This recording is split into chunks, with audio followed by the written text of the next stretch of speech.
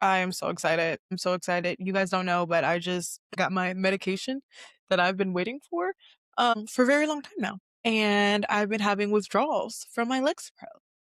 A baby is happy because I no longer have to have mind zappy things. I definitely talked about this on my TikTok, but it's been a journey. It's been a journey, but I'm glad we're off of it. So we're gonna jump right in.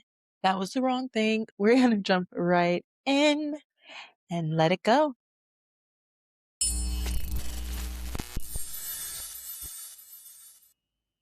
All right, Unbothered fam, let's talk taxes for a second because I am very particular about one thing. I like to get my taxes done early and out of the way so I can be stress free for the rest of the year.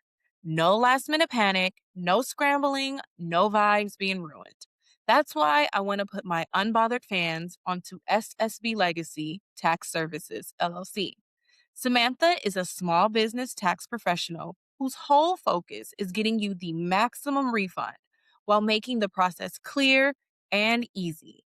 She also offers cash advances up to $7,500, $75 referral bonuses, and actually takes the time to educate you so you know what's happening with your money. And because we are all unbothered together, I'm going to give you an in. If you text unbothered to 586-345-1055, you will receive $50 off your tax prep fees. Early, easy, stress free, just how we like it. Hi, Unbothered fam, and welcome back to another episode of Basically Unbothered Recapped, where we talk about all the hot topics, the recapping of things that have happened, and we get into some shows. If you've been following along, I've been doing Traders. I'm not doing Traders anymore, which makes me excited. It's 7:47 at night, and I don't have to wait till 9 o'clock to watch Traders to finish in the office and go home. I can record this now, edit it, do all the last minute things that I need to do, and go home knowing that the episode is done, everything is good, and I could go to sleep or even get back to my house before midnight or whatever. So I am on cloud nine. Life update, if you guys heard in the intro, I've been not on my Lex Pro, which sucks because I learned that, you know how they say, don't get off your Lexapro, you know, without easing off of it. It's really bad for you, blah, blah, blah, blah, blah. And you're like, oh, they can't really mean that. They do. They do. I have been struggling. This, you can see it in my face. You can see it in my face. I got sent home from work. Well, I asked originally, I was like, hey, if everything's good, can I go home? If you're thinking about sending someone home, and then 2 minutes later, the shift lead goes, you like, I mean this in the best way possible. You look like crap. You can go home. Great. Love this for me. The look like crap comment didn't hurt my feelings at all. He's correct. Look at this. I look like I've been sent through the ringer. And that is because I've had brain zaps. I've had nausea. I've thrown up. I had body aches, everything that they tell you. I was going through real life withdrawal symptoms. I was fighting for my life, and I've been fighting for my life again today. I was doing Pilates and just closing my eyes sometimes. 'Cause I do reformer Pilates, just closing my eyes sometimes and being like, you can make it through. You can make it through. Just one more, just one more. And yeah, it's a struggle. So, how I feel about the current healthcare system. Yeah, that's about how I feel about it. I'm so not happy about it. I didn't even, we heard things about it, but I didn't really think about it until I also found out that I suddenly have a bill for my therapy that I've never had a bill for and couldn't do therapy. I was going through it. I couldn't do therapy on Monday because don't have the money to pay this bill that I have was not expecting at all. So it's been a week, but honestly, it also helped me come to some realizations. I've had a lot of good moments of clarity and being like, what do we need in our life? What don't we need in our life? I got a new phone. that I didn't really pay much for because I switched from T-Mobile to Verizon and we're getting rid of a lot of things from there. I'm going to get rid of my Apple Watch because I don't really use it and I have the Oura Ring and I really only need one. I am thinking about getting another watch or a smartwatch, but not because I want it to do the capabilities. I just want to be able to customize the kind of background. And I also don't know, when I first got Apple Watches, I was so excited because all my notifications can get on here. But honestly, my phone sits on do not disturb. So what is the point of me having this Apple Watch on? My phone sits on do not disturb. I don't even want to be disturbed. And the watch band and everything, it just really started to get too much for me. And it felt like a pressure. It felt like a pressure to have to wear it. And I get very uncomfortable in clothing and things like that if I have to wear those things for a very long time. And so that was happening as well. I would get uncomfortable. These are gold earrings that my mom gave me, like gold earrings, and I have to take them off every night because my body just can't handle it. So we've been making changes. We've been reevaluating our life. Things are going to get better. Hopefully. We'll see. I have optimistic. I've been having really good dreams. I've been having really good dreams. So I'm hoping that that will all come to be. All right. Let's get into some of the recaps. The first thing I want to talk about is James Van Der Beek. If you followed me on my podcast journey all the way from Saltfish and Side Eye, you know that we had a conversation about James Van Der Beek and Dawson, his character on Dawson's Creek, and how we did not like Dawson on Dawson's Creek. But I even said back then, I love James Van Der Beek as like a person. I love this character he embraced throughout his acting career after that. Also love that he hasn't been super into it and has just kind of picked roles that he wants to do that's fun or not fun. But James Van Der Beek has passed away at 48 years old from bowel cancer. We talked about how they were going to do kind of this um Dawson's Creek reunion, and it was to raise money for like fuck cancer, and he was the one kind of orchestrating it, and he was unable to make it because of the circumstances that he is with his cancer, and it has taken his life. And it is really sad to see. My mom has stage 4 breast cancer. My father has prostate cancer. Cancer sucks. Cancer is not fun. It's not fun watching people slowly disintegrate with cancer. There's just so much of it that I just don't wish on anybody. And my prayers and thoughts, although I say prayers very loosely. My prayers and thoughts go out to his family and anyone else who loved and cherished him, because that's just not something that you would wish on anybody. And seeing it continue to happen is just really sad. And also, there's so many celebrities right now that are coming out with these terrible diagnoses. And it's quite a reminder that although we put them at this pedestal, they are human. And that's something that we need to remember at all times. All right, we're gonna hop off of that and get into some things, some happy things. First of all, guys, the Super Bowl happened. We're so happy about that. She takes a snack. I love the Super Bowl. I love football. I can't watch a lot of football right now because of my anxiety, but I was hosting Super Bowl parties for as long as I can remember. I fucking love the Super Bowl. Nobody I cared about was in the Super Bowl this year, but I loved it. And I was definitely rooting for the Seahawks. So look at me rooting for the winning team. I just don't feel the Patriots anymore. I love the Patriots when Tom Brady was there. They're giving Cowboys energy. They're giving white supremacy, and I'm so disinterested in it. So watching the game was very exhilarating for me. I also remember texting people and being like, I love this game. And they're like, oh, the game is so boring. And I'm the only one. I'm like, does no one else love a defensive game? I love a defensive game. I was sad when in the third quarter and the fourth quarter, it went less defensive and more offensive. I was really hoping for a low scoring Super Bowl game. I thought that that was going to be a lot of fun. And I don't know, that's what I was hoping for. But the obvious comments about the Super Bowl is the halftime show, aka Benito Bowl, which I, as an Afro-West Indian, Afro-Caribbean woman, was so excited to see. I was texting everybody like, "This is the music of my people." I was jamming. I was at a sports bar and it was like a cigar event, and there was this guy next to me irking my nerves. I mean, he was cool at first, but I don't know, like, I don't know what it is about specifically like black men when they're flirting or something that they like to pick at you and make fun of you and kind of question you. Like, that's not my vibe at all. So I'm watching it, and we were having a conversation how my mom was born and raised in St. Thomas, which is right across from Puerto Rico. And, for those who don't know, and most of you probably won't, I am more part Santo Domingan than Puerto Rican, but I am part Santo Domingan and I am part Puerto Rican.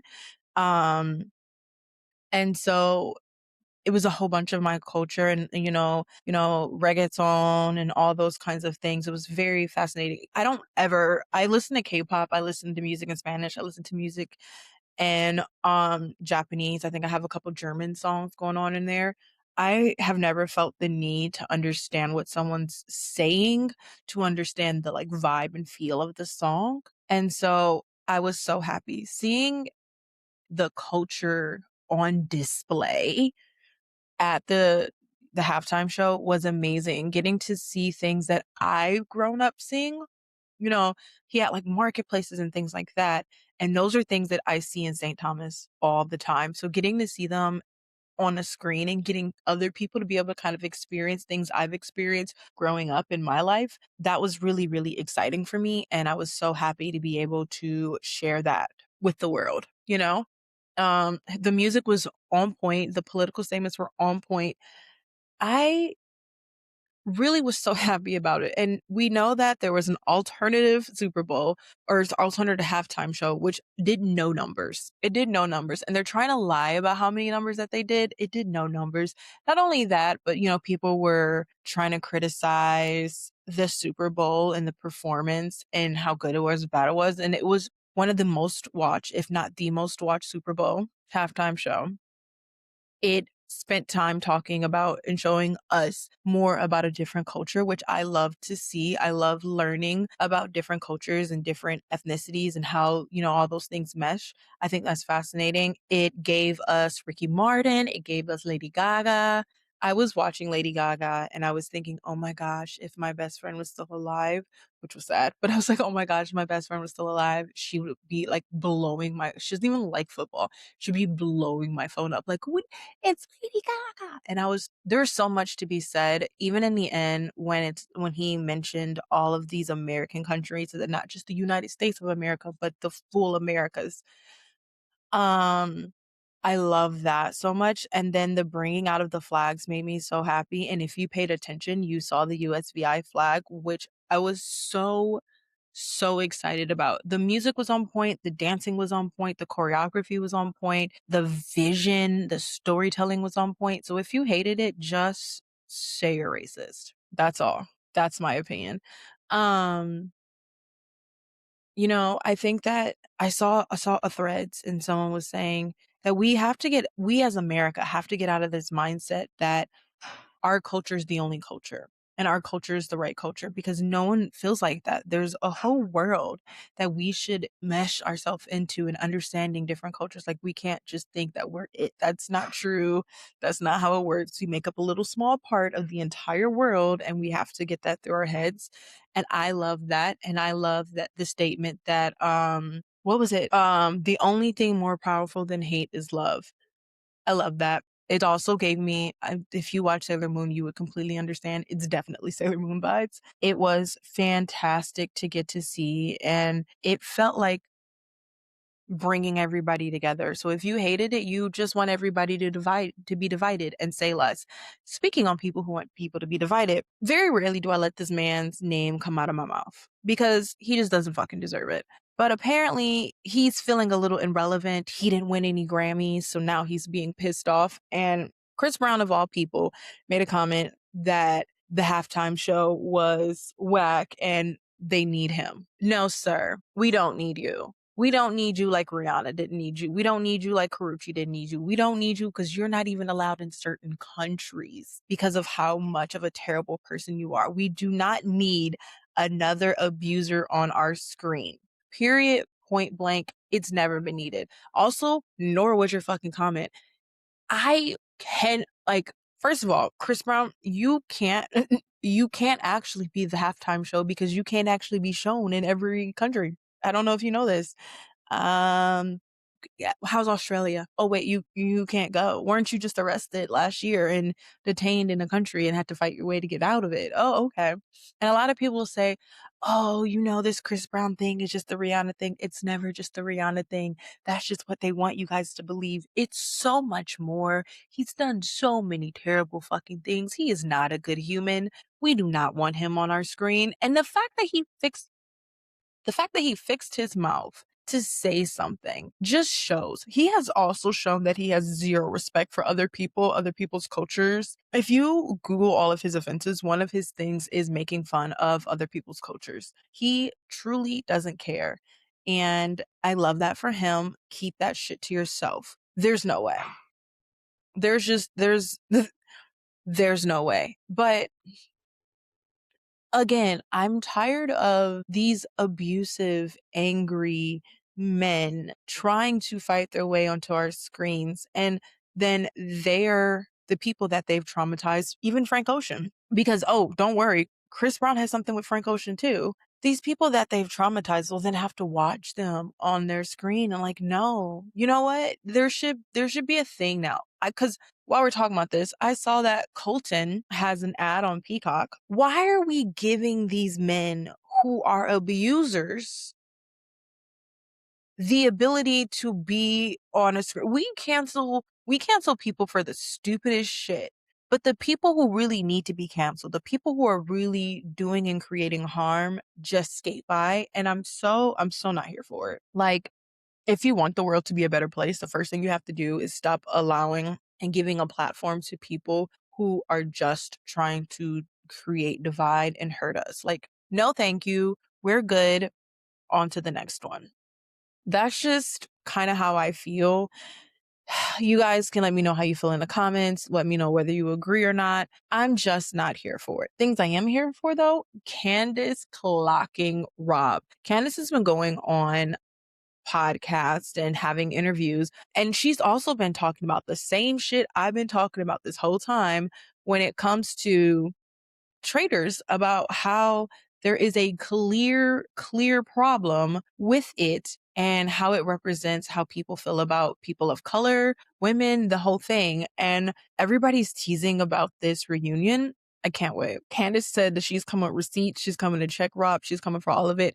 I cannot wait. And, one of the questions was, does she regret it? Does she regret the decisions that she made going against Rob or whatever?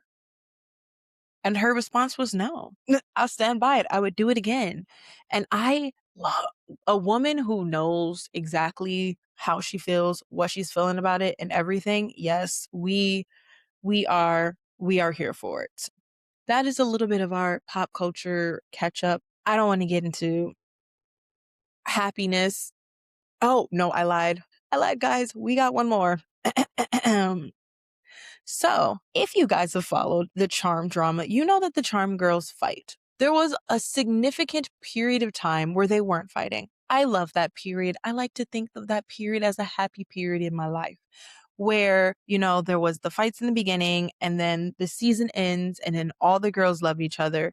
And then we come to this place where we realize that, we still have a problem in America with women hating on women. I will be so freaking for real at all times in my life. Because people will, why do you come for men? Why do you come for men so hard? I come from people. And one of the things I hate the most is women hating on women, which again is a part of the patriarchy. The patriarchy benefits if women tear down women, if women break down women, if women are creating division with women. And so Holly Marie Combs and Alyssa Milano have been cordial and friends for a decent amount of time. They've gone on to do guest spots on TV shows. They do reviews together. They've done like reunions together with people. It's been a thing. Holly Marie Combs was friends deep, deep friends with Shannon Doherty. May she rest in peace. And it's really hard because you don't want to talk shit about somebody who has passed away. But right before her passing, she decided that she wanted to resurface this drama of charm. Call it, her feeling like her time was coming and she just wanted to say her piece. I don't know.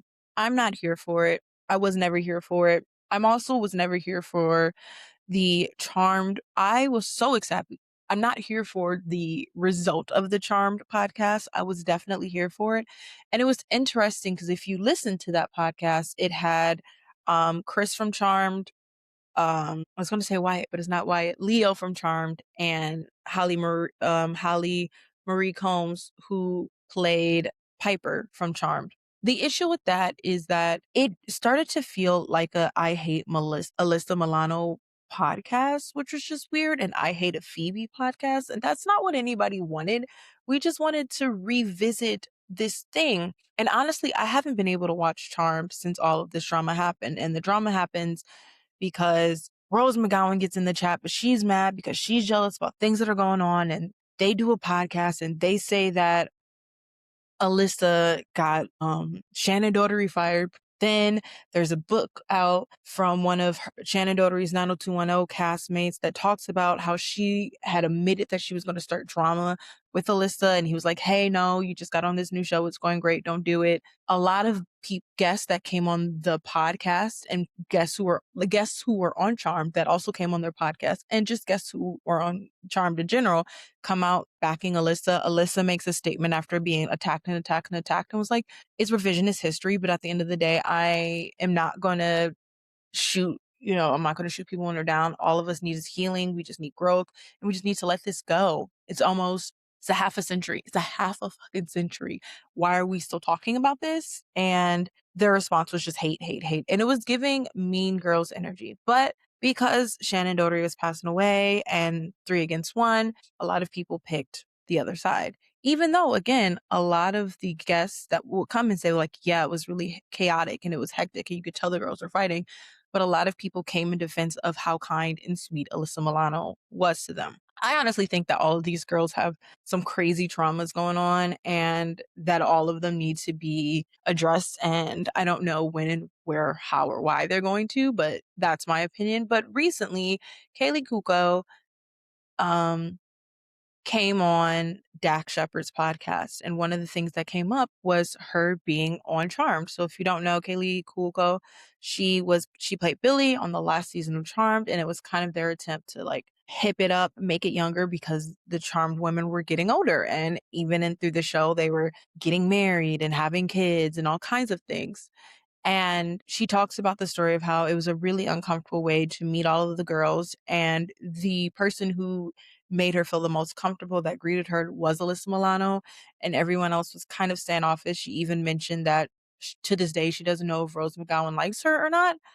And it was just another validation of there's this mean girl energy that happens sometimes. And even in Hollywood, where people band together to try to break down a co-star or whatever, and they know that if they use their voices and they say it a whole bunch that people will feel like they believe them more. I've been on the back end of some of these things in my own personal life, and I've had to learn how to just kind of like sit back and wait and let the truth kind of they're saying the truth will out, let the truth find its way out of all of this. And that's hard. It's not easy. It's not healthy. Even if you think about the Blake Lively situation and how in the beginning she just had to sit back and take the verbal abuse and people making all these podcasts and everything about her. And now she's going to finally get her time because we're getting all these unsealed documents. And guys, if I can find someone to get on this podcast to talk about the Blake Lively stuff,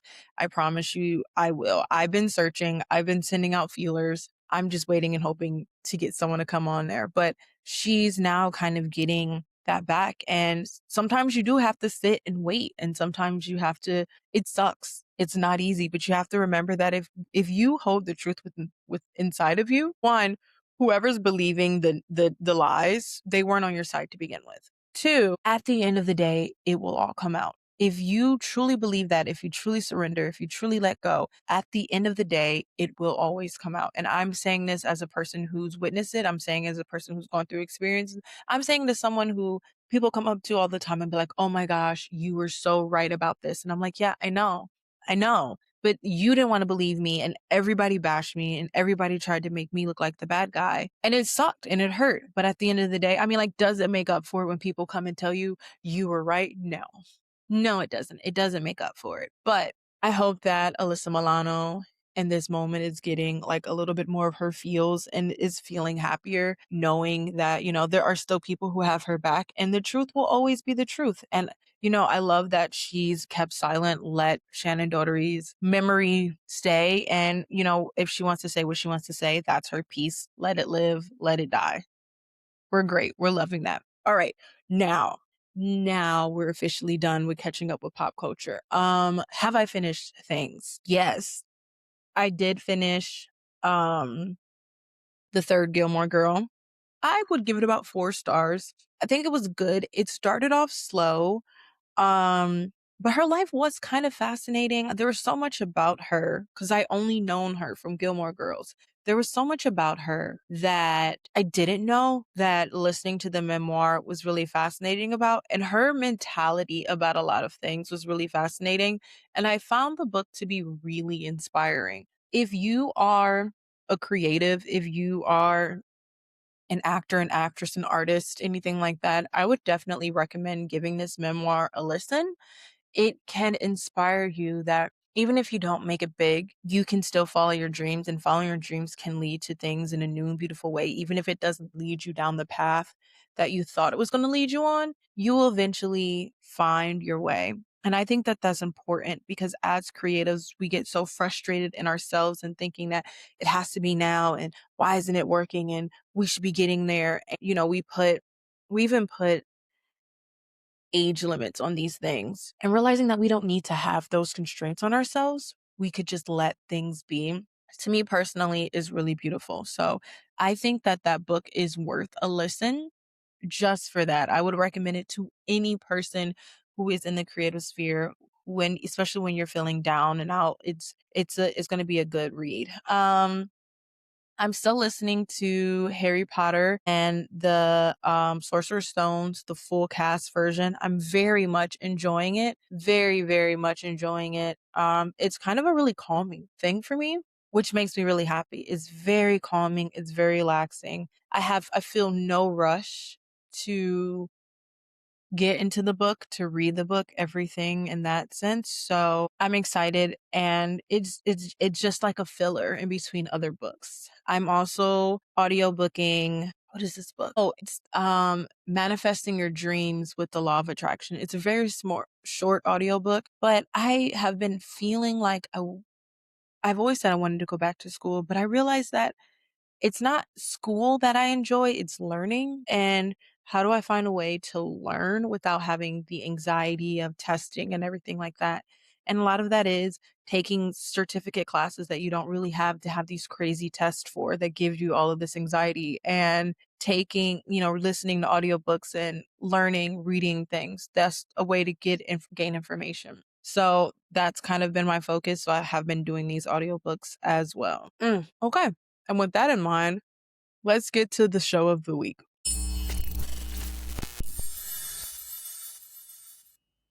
Indie authors are out here building worlds, breaking rules, and telling stories you won't find on the bestsellers list. And not only can indie authors do it just as good as published authors, but they can often do it better. On Indie Ink Podcast, we interview indie authors every month about their books, their process, and what keeps them going when no one's watching. One of the best pieces of advice I received, once you start getting negative reviews, it means that your book is reaching outside of your target audience. And when she said that, I thought that was such a wonderful way to look at it. Jean-Paul Sartre, he's French, with No Exit says that hell is other people.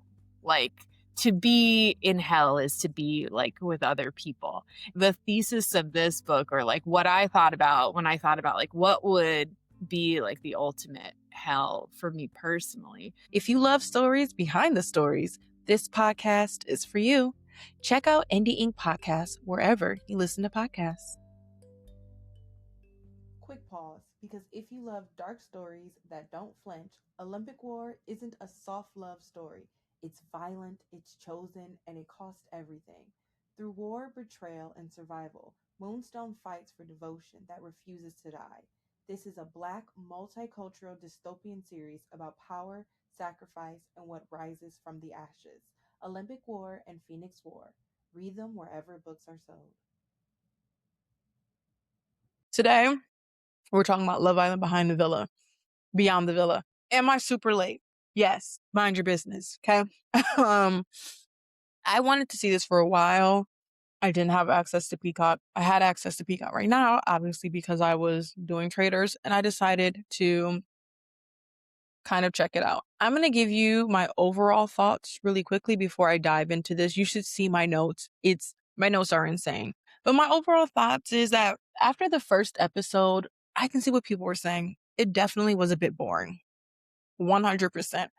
And it wasn't really the reality TV that we were expecting. I was expecting a lot more lighthearted enjoyment, getting to see everybody get along and live their life. And it was clear that they just wanted the drama. A lot of it focused on Kaylor and Aaron's drama, which was just so weird to me because that whole thing was kind of just deaded a long time ago.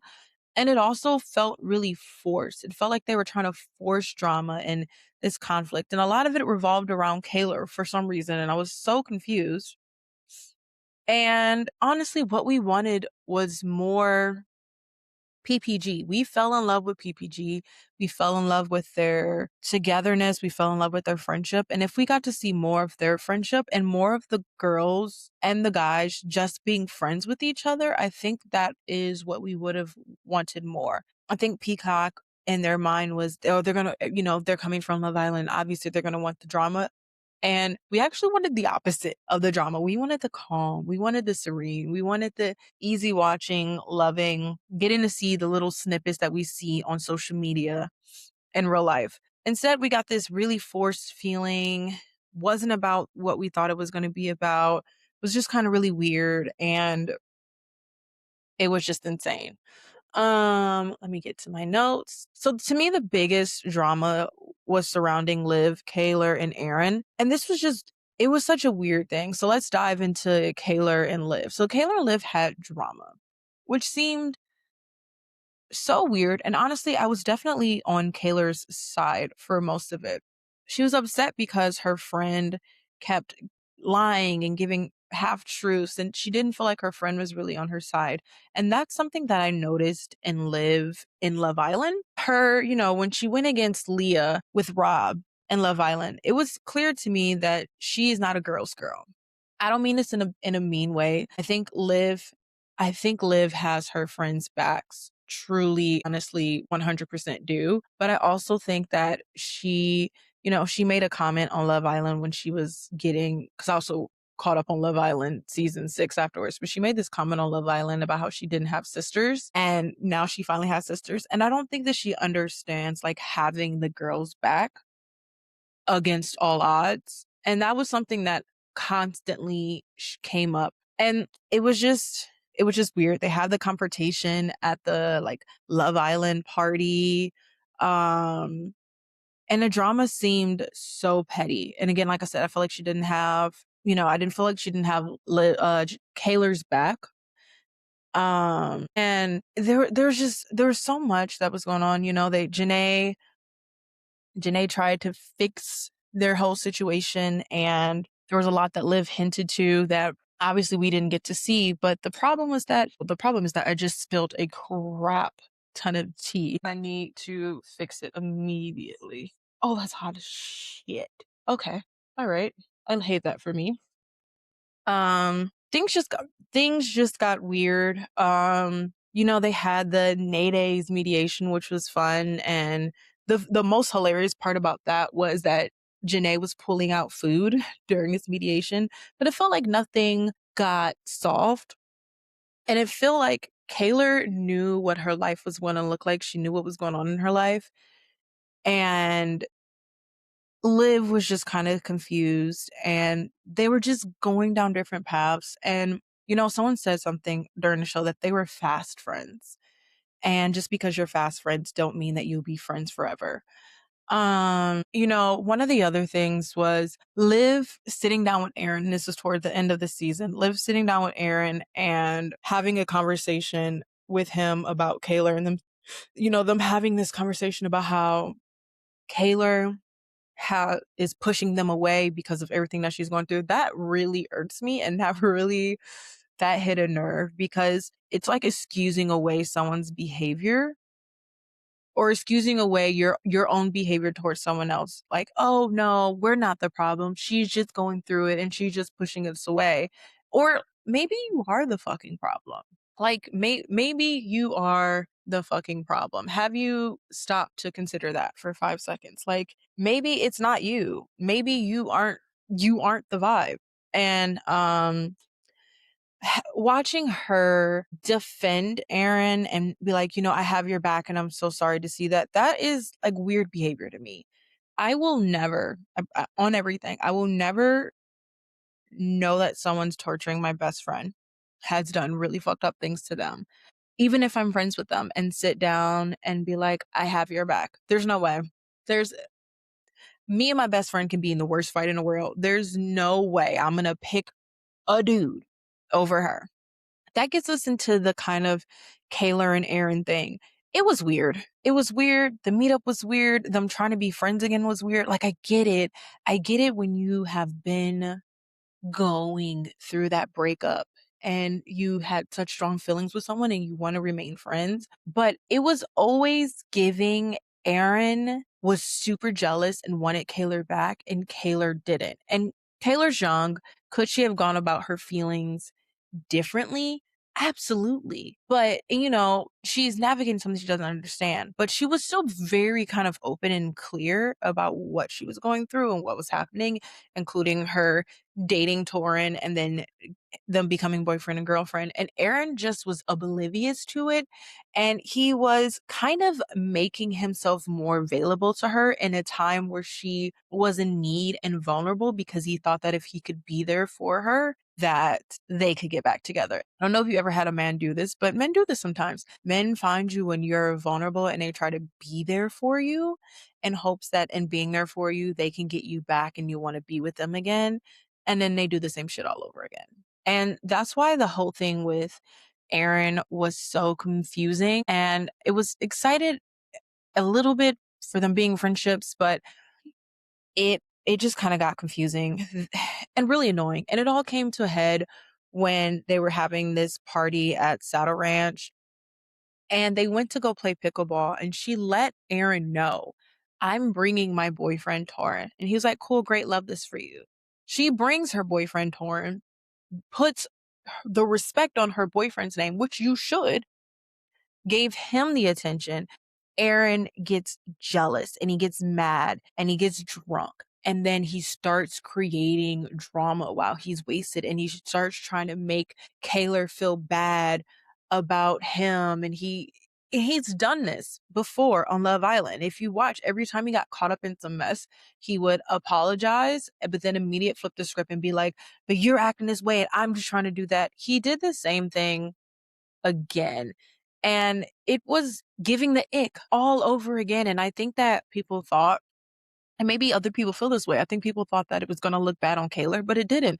She read off as a young girl who was confused, a person that she had strong feelings for, came back in her life in a time that she was vulnerable and she was really trying to navigate that. And maybe she didn't do it in the best way. But the way that Aaron treated her wasn't like a friend. He never gave her this friendship kind of thing. And, he was guilt tripping her, and she comes and she talked to Serena, and Serena's like, well, he's mad now that he has to watch you be with your boyfriend. That's weird, because you had to watch him be with a whole bunch of girls on national TV. Serena gagged. And then we get to the final thing, which is kind of like the final blow up between Kaylor, Liv, and Aaron. And that was when they were out to dinner. They were out to celebrate Cordell's birthday. Kaylor's grandma just passed away. She's really going not through it, but she wanted to go through this trip and she wanted to support them and she wanted to support Cordell. And she kind of makes this throwaway comment at something that Aaron did at a party. And then Liv jumps on her and was like, oh, like how you did to me at a party. Or she made it about the reunion. And Liv was like, oh, how like you did to me at a party. And that was just the weirdest thing. Like, why do you not have your best friend's back? Why are you, even if that happened, and I mean, it did, but what in your brain says my best friend's going through a lot right now. So what I'm going to do is call her out on her shit about a dude that she should probably be calling out on his shit in the first place. And I'm going to pick his side over. It was so weird. The crying, the energy, the whole I stand on business. I'm trying to check people. No, baby. I love standing on business. I love checking people, but I'm always going to be loyal. I'm always going to be loyal. I will check you when we're not in public. Okay. You're going to say some stupid stuff and I'll be like, yeah. And then we'll get in a car and I'll be like, that was dumb as fuck. Don't ever say that again. That's the energy I give. Liv didn't give that energy. And it ended with, once again, Aaron trying to guilt trip her and make her all these things. And, you know, he kept saying, the Kayla I knew, baby, you knew Kayla for a summer. This, and men do that a lot too. The person I knew, you didn't know me. So stop doing this. I love how she just walked away, was like, I'm done with this. I don't want to have a conversation with him anymore. That being said, Aaron being on the show was stupid. So we're going to go to Aaron and Connor. Aaron being on the show was stupid. It was pointless. Connor being on the show was extra pointless. He was literally there just to hype Aaron up, and him kind of, you know, making a big deal about Janae not liking him. You said what you said. She has every right to not like you. And Connor, you could tell, Connor kept making comments. He kept making comments about how there's groups based on how many followers they have, and everybody's divided up by this. He kept making comments about how many followers they have, how many brand deals they have, how many all of this they're doing. It was very clear that Connor was very jealous of the success that PPG got and everybody else got, that it wasn't given to him. Why? I don't know. But he was super jealous, and Janae clocked it really early on, and that was that. Also, I noted that he looked worse out of the villa. I mean, he was never attractive to me in the villa, but outside of the villa, it was giving nothing. His whole storyline could have been deaded and we could have never talked about it again. Going on to Kendall's storyline, he was just messy. You know, he just didn't get it. You know, he lied sometimes. Oh, I didn't make them not follow Nicole. And then there's proof that he did. And Kendall and Liv together are just a bit crappy and kind of create drama together, and they love a little bit of chaos. And I was not here for it. And Kendall says this, and it was very clear from all of the episodes. He cares about the vibes and not really the emotions of everybody else. He cares about creating vibes. He doesn't always think through past that moment and ends up having a lot of fallout because people's emotions are involved. Ironically, we introduced Nicole. I was so happy to see Nicole back. I loved Nicole. I think that there's things that she could have handled differently when it came to the ending between her and Kendall, but I think that she did the best that she could, and I love that for her. So I think that they both kind of just did wrong in this situation, and I wish that there could be an amendment of that. But you know, we talk about how Kayla and Liv unfollowed Nicole, and bringing up that Kendall has a lot of maturity issues and he has a lot of honesty issues. And that was something that was highlighted at the reunion for Love Island season 6. And it's kind of something that's highlighted now. He just wants to have a fun time, and that is great. But it's not always good for relationships. And I think that that's his issue. Even when he went on the date, he goes on the date and he shows up late and he expects, you know, there's no real apology. It was just really weird. Oh, when they were sitting talking and I was kind of listening, and like Nicole is kind of right. And Kendall wanted someone to give him kindness through his lies. And that was a little crazy, you know, like I get feeling vulnerable and wanting to have the person there. But when you lie to that person, specifically, you look at Nicole and, you know, in Love Island, she was talking a lot about how there was liars and cheaters in her past. That's probably a thing that she doesn't want to deal with anymore. And you know that, and then you proceed to immediately do that. Why do you want somebody to love you through your lies? And I get that it was a hard situation and you didn't know what to do, but we have to kind of work through the fact that when things get hard for you, the first thing that you do is lie. And then to see Liv be so hard on Nicole was just so weird. And was low key kind of one of the villains of this thing, and it was just wild to me. All right, let's stop talking about that. Let's get into some Janae and Kenny drama. Um, the relationship was interesting. I don't know. I don't know if it's hindsight because we know all the things that Kenny was doing, but it was just their relationship wasn't giving much. And that's what kind of made me mad about that is that we didn't really get much about the relationships. We didn't get the interactions. There was no reality in this reality TV. And I think that that's something that works for Love Island, but it does not work for TV shows in this way. And that was why it was failing. Some of the highlights was that Janae and Kenny were fostering a dog. His name was Juan, and Kenny was definitely not into it. He did not like that dog, and he kept trying to pretend like that was a flag for me. He kept trying to pretend like he liked this dog, but he just the fuck did not. He did not. He did not like this dog, guys. He'd be like, "Yeah, me and Juan are friends," and then get upset when the dog does dog things. Like, sir, he's like, the dog just looked at me, peed. Yeah, yeah, that's happened to me so many times. Literally, even my big dog Leo, when I still had him, one time just looked at me at the door and just peed, and I'm just like, I, but you love them, and it was clear that he didn't love them, and it was clear that he just wasn't all in, and he was holding a lot of things back.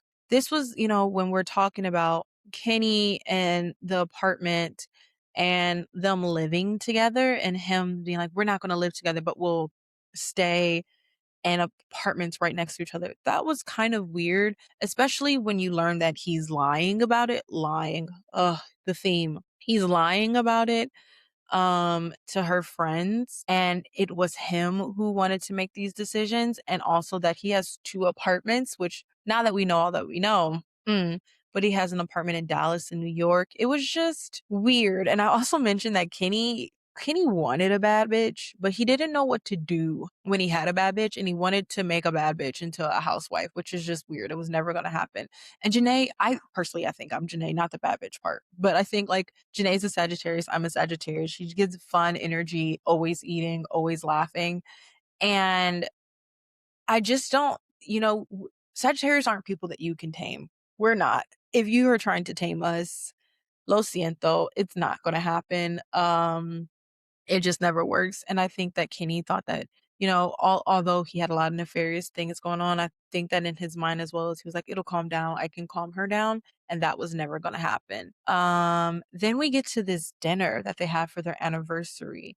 And to me, some of the true Kenny started to coming out, some of the awkwardness, some of him not paying attention to her. And you can kind of see this a lot in a relationship.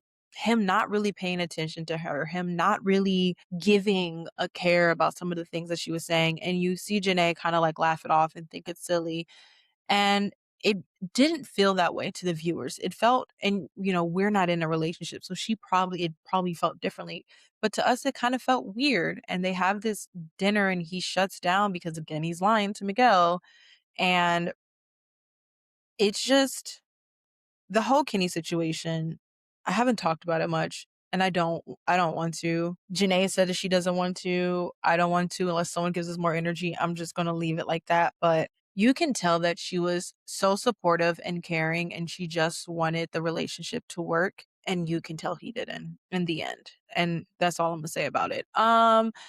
We have Cordell and Serena, and their kind of togetherness wasn't really shown much. Most of it was Serena just trying to get over her fear of cats.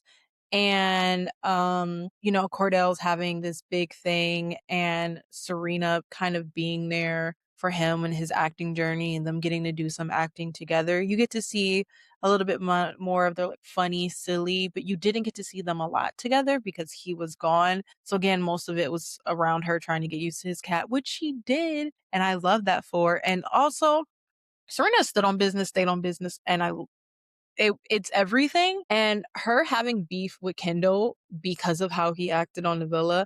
I need more. I like hold these men accountable, hold their feet to the fucking fire. Yes, let's do that. And her doing it, I was like, yes, I am all here for it. And then last but not least ish, we get into Leah Miguel, who are my favorites. we get to see their relationship is cute and silly and very loving. And you really get to see, I wrote that they make me believe in love again because they're just so caring and they are so in love and they're so supportive and they do things together. And it's just beautiful to see. Miguel's storyline wasn't really there. Leah's storyline was more about the cancer scare. And we got to see a little bit of PPG kind of together in that cancer scare, which was, really stressful. And I wish that we didn't get these little clips of it. I wish we really got to experience and go along that journey a little bit more. That would have been something that was really relatable, but we didn't get that. But we did get some PPG moments, like one of the moments where they're all sitting there and Serena's talking about her anxiety, because that was another thing that we learned about her, is that she has really bad anxiety, and Cordell is supporting her through that. And we got to see all the girls just sit down and kind of discuss that. And then, them be there for Janae when she's talking about living. And, both Serena and Leah kind of clocking her and being like, no, don't make excuses for him. This happened. This was fucked up. I loved that part too. And then them being there for Janae, them being there for Leah, and I was like, you can tell they're so close. And also Janae dabbing Leah's tears with her white hoodie is love. They all wear makeup on all the time. Like, her risking her white hoodie to love. So yeah, I honestly, you could, if you've made it through all of this, you could watch it, you could not watch it. It was nice to see the cast that I love so much of Love Island be together again. It doesn't give you what you wanted to give. And if that's what you're here for, that's what you're here for. But you could definitely miss it. I didn't really gain anything from it other than being annoyed at Liv and Aaron and Connor and Kendall, and realizing that some of them still got to grow, and being very proud of Kaylor for being one of the youngest and being one of the people who grown from her experience. But all right, that was a lot, guys. I took a lot of notes. I don't even know what it's going to be like next week. Next week, I was going to do Emily in Paris, but I'm clearly not in the know because Love is Blind just dropped. And I'm like, what? Love is Blind just dropped their season. And I don't know if you guys know this about me, but I actually applied to be on Love is Blind Detroit. I got nowhere because on Love is Blind, you have to have like a certain 1,000 of followers, and I don't. I just made it to 1K though, but I don't. So sad for me. I won't be on Love is Blind. I won't find love. But Love is Blind Chicago has just released. Interestingly, they did release with showing the Black cast, which is interesting because they have been criticized for not having as diverse of a cast. And them highlighting it now just seemed a little bit off. But next week, we will be covering the first drop of Love is Blind. I cannot wait to see you guys, and I will talk to you later. Bye. Pure Tifa Podcast.